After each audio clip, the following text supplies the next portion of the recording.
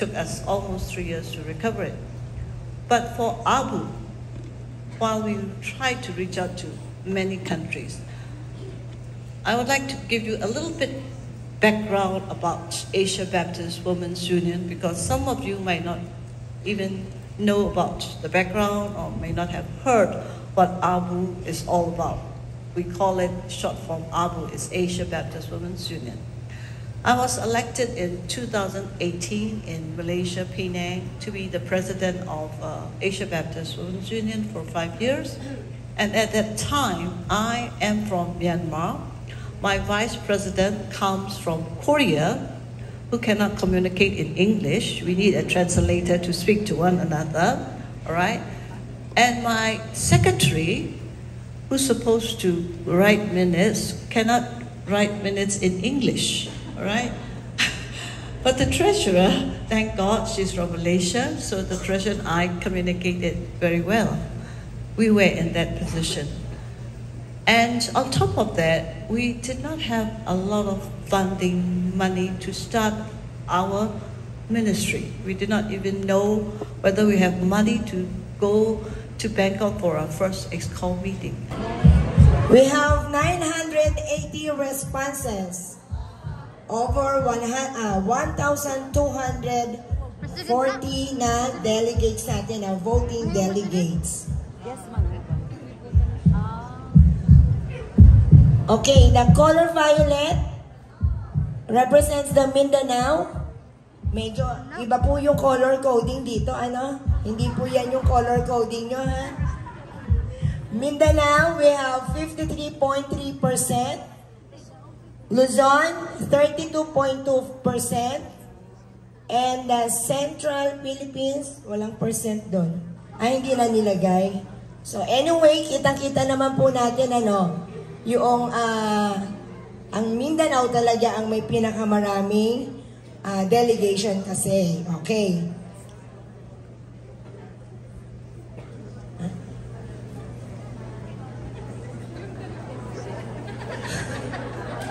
Here are the winners.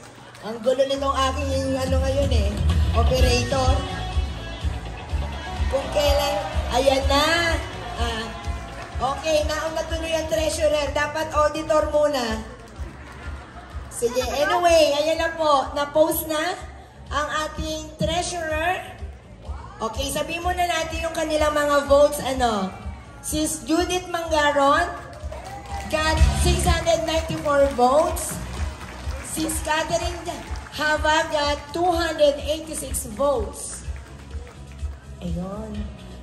Salamat, Kuya. Thank you. Hindi kami talaga sanay ng mga may ganito, eh, no? Okay, next po. Next slide. Our auditor. O, teka, announce muna natin yung winner pala sa treasurer. Balik natin. Our winner, Sis Judith Mangaron. Okay, next. For auditor. Sis Maria Teresa Lura got 746 votes. And Sis Dominga Galing got 234 votes. Our winner, Sis Maria Teresa Lura.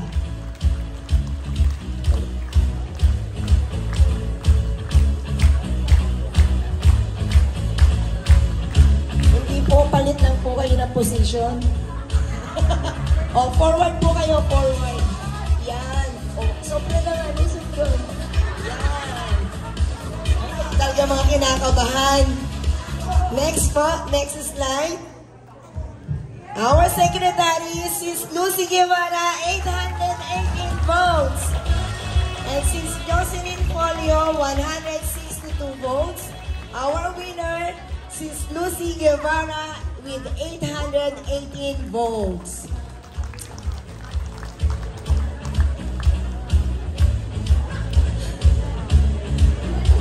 Alam kong lahat kayo ay kinakabahan.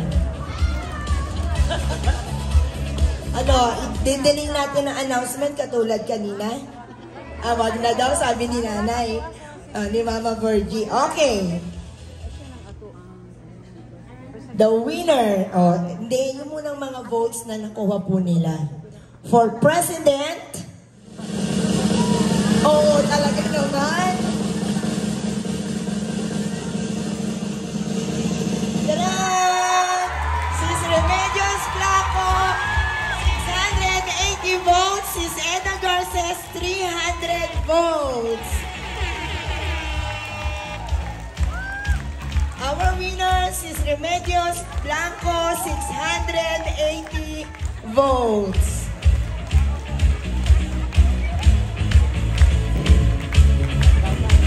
We really praise the Lord dahil ang kanyang kapangyarihan, ang kanyang katapatan ay patuloy po nating nararamdaman.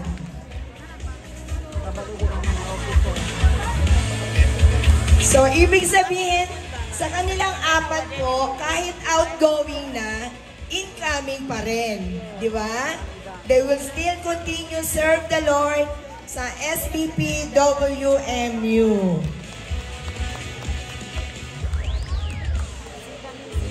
Sige po, line up na po yung apat na nanalo.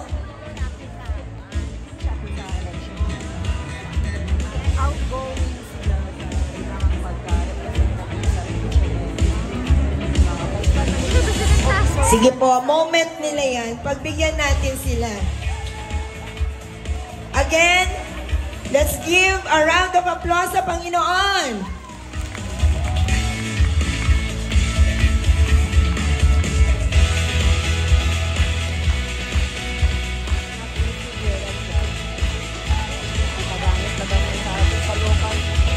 Sabi po, keep smiling. Hindi keep crying. Andyan na po, Mama Son, ang inyong pabigay sa kanila. Andyan na. Okay, sige. Ayan, Ate Baby, please help. And Ma'am C. Wait ka na lang dyan na bibigay sa'yo. Yan. Sige po, help po kayo. Alam niyo po ba that those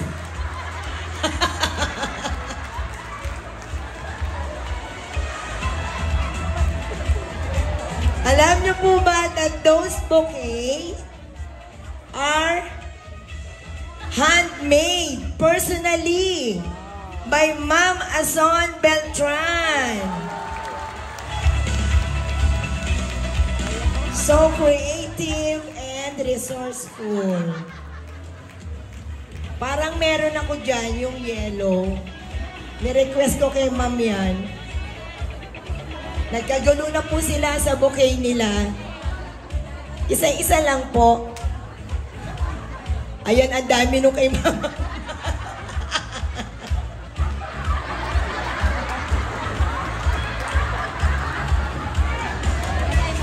O, yung yellow, pakitabi ha.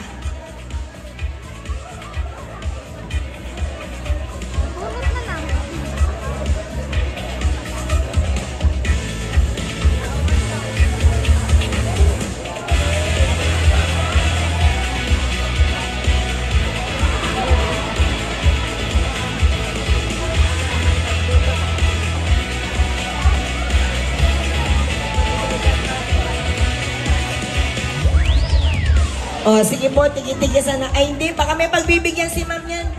Isolid daw po, may pagbibigyan. Except for Mama. That's yours na, Mama. Opo. Thank you so much. Picture taking po muna.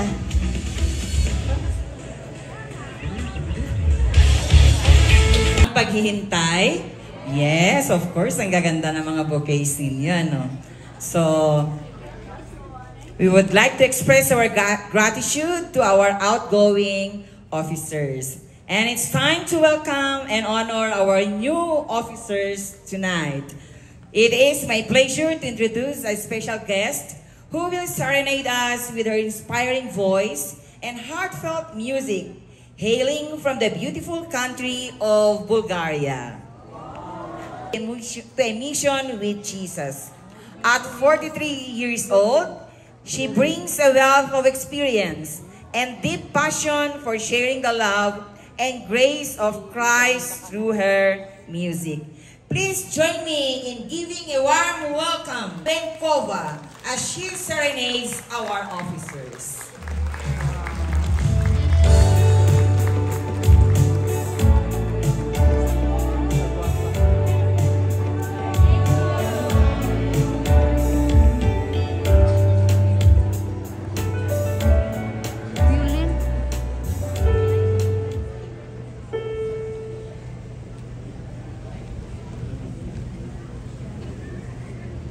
Magandang gabi po.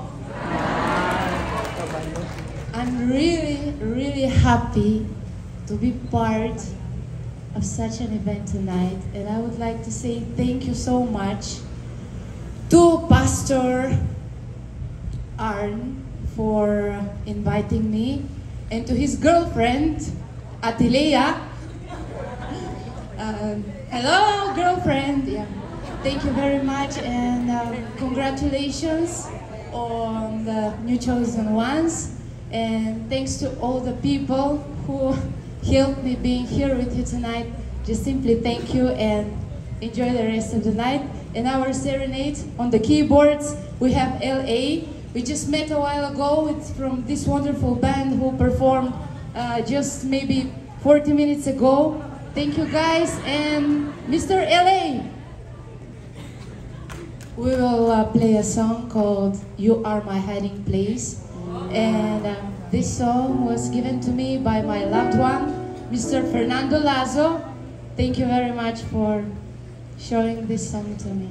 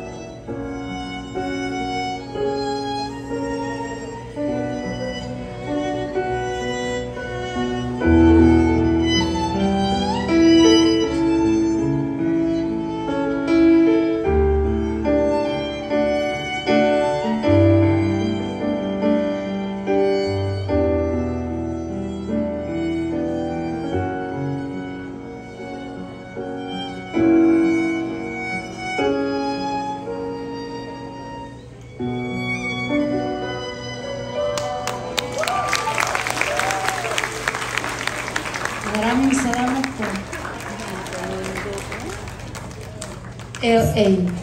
And this is the violin of Mr. Carlo. I thank him also. His wife is here, Ara. Please take Carlo. I love him and I thank him for borrowing his violin. Thank you. Enjoy your night. Wow, what a splendid performance. Another round of applause for Ma'am Christine.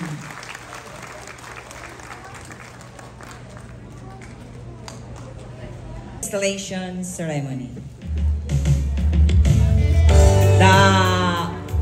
Bababa na po yung mga take your final bow, yung mga outgoing officers.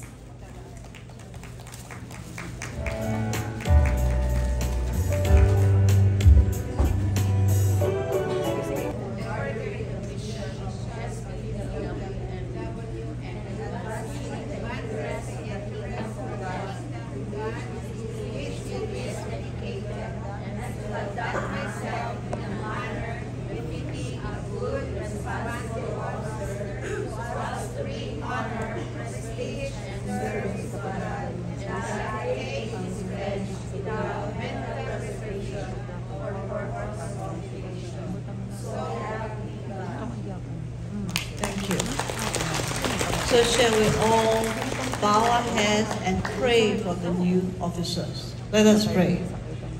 Is of the kingdom of heaven, whatever you bind on earth will be bound in heaven.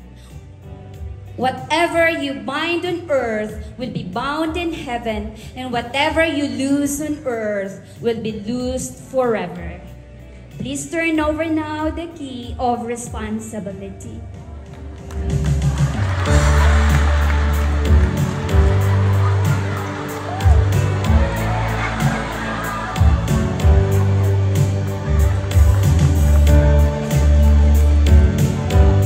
Take the moment po.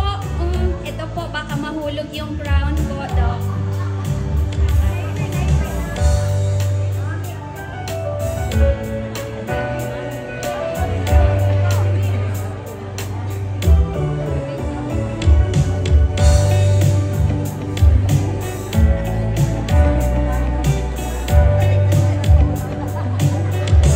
Alright, ladies and friends, women of God, let's give another big round of applause to these lovely women who are willing to serve God wholeheartedly throughout their lives by the grace of God. Amen? Alright, so this time, may I call Doc Ason for her turnover speech.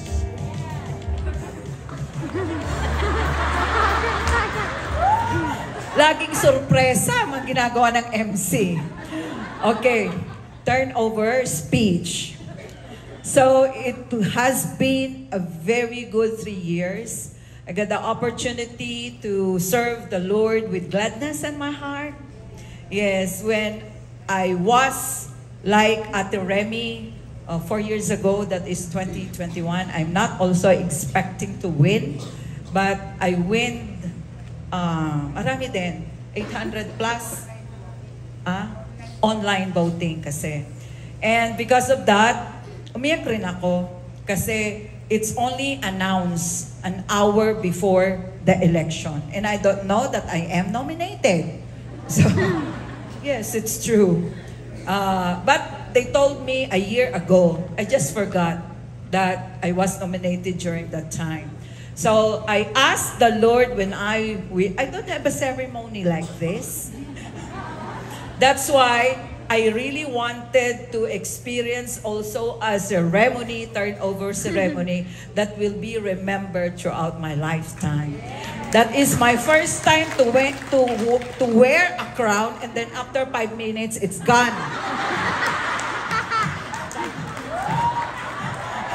Yeah, it's all right. That 5 minutes will be remembered in my lifetime. And so I would like to thank the people from Central Philippines because when Ate Christy bequeathed also her position as the president of the Central Philippines, I saw her like that and I said, I envy her. On triennial, I must be wearing also a crown. And then the management also did that. And during that time, I asked the Lord to equip me because I don't know anything. Actually, I don't have a concrete plan before. But God, I keep on praying. I keep on always asking the Lord, what shall I do? And He directed me. I always listen to the instruction of the Holy Spirit. And then I do it. And I would like to thank you all my officers from the SBP WMU. Yung nakita nyo kanina, nabigyan ng late na bouquet. Na kinuha ko po doon sa storeroom. Akala ko bukas pa yun.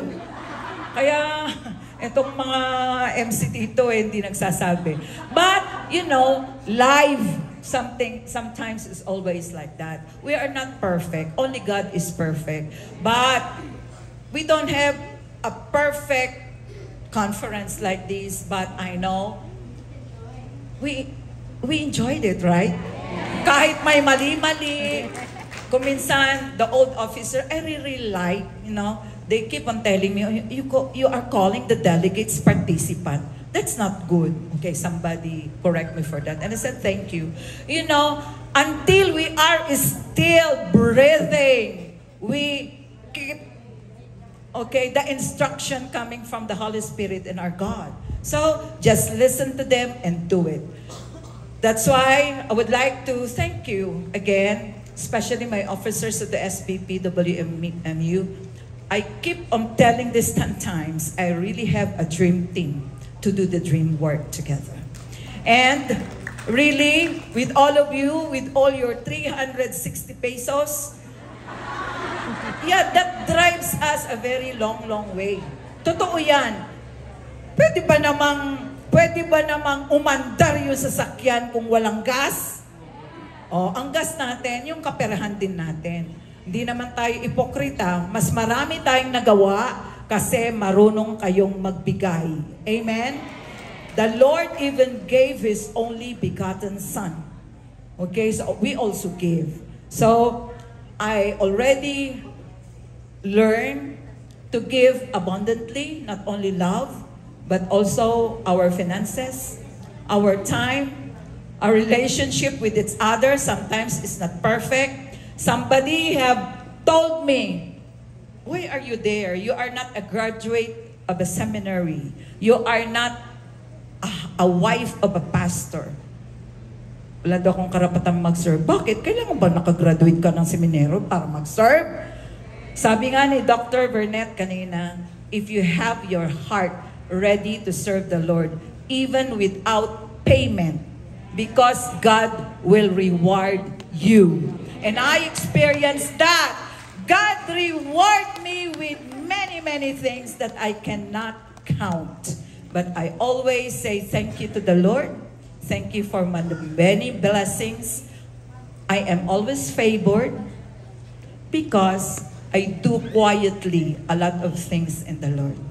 We don't have to be boasting many things that we do. If you do secretly for the Lord, He will reward you with favor and a lot of blessings that you cannot count. Okay. Tumahimik na daw ako. Okay, so, thank you very much. I'm now giving the microphone. You know, I have an iron deficiency sometimes. With this iron, I cannot stop. Now, I'm now giving the microphone to Ate Remy. Okay. Accept mo daw yung responsibility.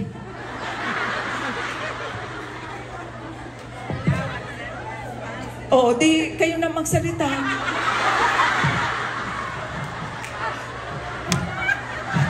Ano? Oh, ikaw na. Sabi ko sa iyo eh.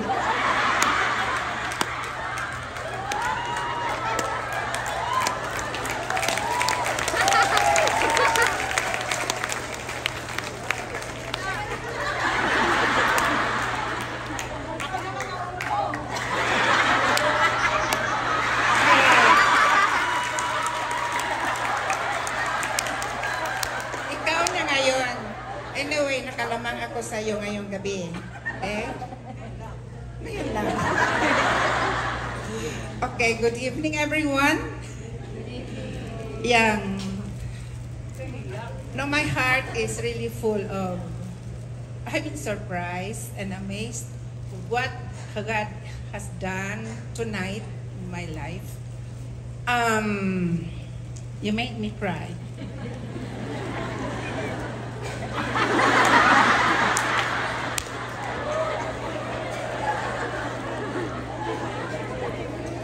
Okay. I have surrendered everything to God. I told Him, if it is your will, that I will continue serving you through the women's ministry. I will make myself available because you will make me able. Like Doc Asona said, I do not know anything. I don't have the ability, but God has equipped me since I served the women's ministry when I started being the president of our local church. Until now, He has been my leader, He had been my mentor, and I want to thank Him for everything because I surrendered everything to Him. His will in my life will be done, and it will start tonight. Thank you so much for your support.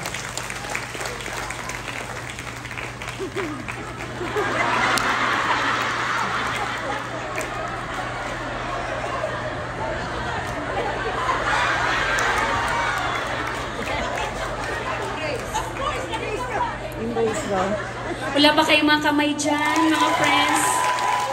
This is the most funniest, the funniest turnover ceremony I have witnessed.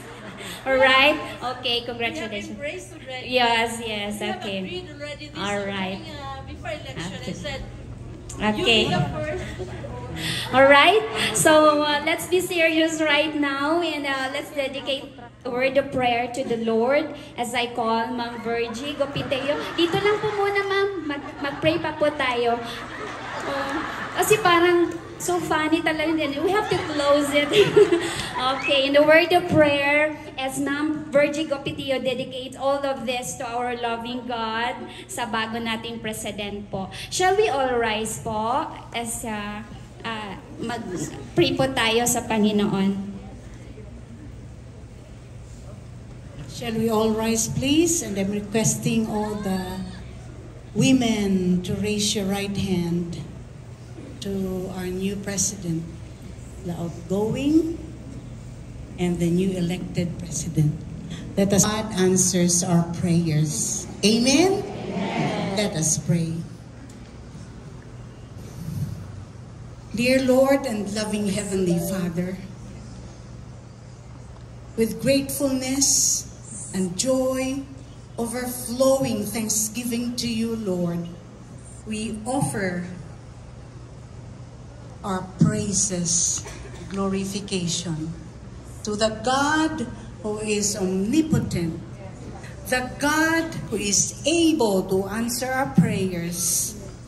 We have been praying for long, Lord, for this year's election. We have been asking you, Lord, that your will be done, and that you are the God who sits on his throne, and that we ask you, Lord, to intervene and direct each woman's decision today. And indeed, Lord, we give you praise. You answered our prayers. It is my prayer, Father, and our prayer as a whole, that you give our new president a humble heart. Because humility is what you want from us. When we feel that we are nothing, we have everything that is no other than the Lord Jesus Christ. And Lord, keep her in the hollow of the mission and the vision that our SBPWMU have. And that is for missions, for winning souls for the Lord. Keep us in the center of your will. Lord, in behalf of the members, help us to promise to pray, to cooperate, and have the right heart to serve willingly our living God, knowing and believing that you are coming soon. And so, Lord, we have to redeem the time because the days are evil. We give you praise for the past officers. Continue to make use of their lives, Lord, because only one life will soon be passed. Only what's done for Christ will last. And so, Lord, give Remy a heart like King Solomon, whose prayer is to give him wisdom, direction, and understanding, and not believing on our ability, because we are nothing at all without Christ controlling our lives. So, Lord, we dedicate Ma'am Remy tonight, our new president, in the name of the Father, and of the Son, the Lord Jesus Christ, who gave his all for us, and the anointing of the blessed Holy Spirit, who directs, guides, and give us the wisdom every moment of every day. And Lord, thank you for all the members that are here. Thank you for blessing them. Thank you for giving us a heart to give.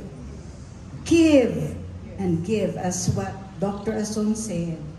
360, Lord, is very small. But if we give it, it will multiply to win more souls for your glory and for your honor. So, Lord, give us the heart of always be in the center of glorifying you and praising you. That is what you want from us. Keep us, Lord, to be faithful, and a heart to pray, to be willing to serve you until you come. This is our prayer in Jesus' mighty name. Amen. Amen. Thank you po. Kala ko nananaginip na ako kanina. Hindi. Kita haba ba? Hindi. Okay. Nananaginip ako na ito ay ipapayagpag doon sa ano ganon. Aba, picture naman kami tatlo. Asan ang camera? Okay. Nawala na. Come on! Wave! Meron sila na nag-wave!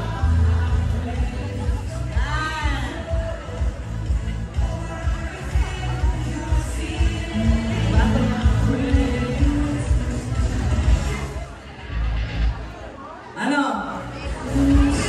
One more time? Oh, Samaraw! Okay.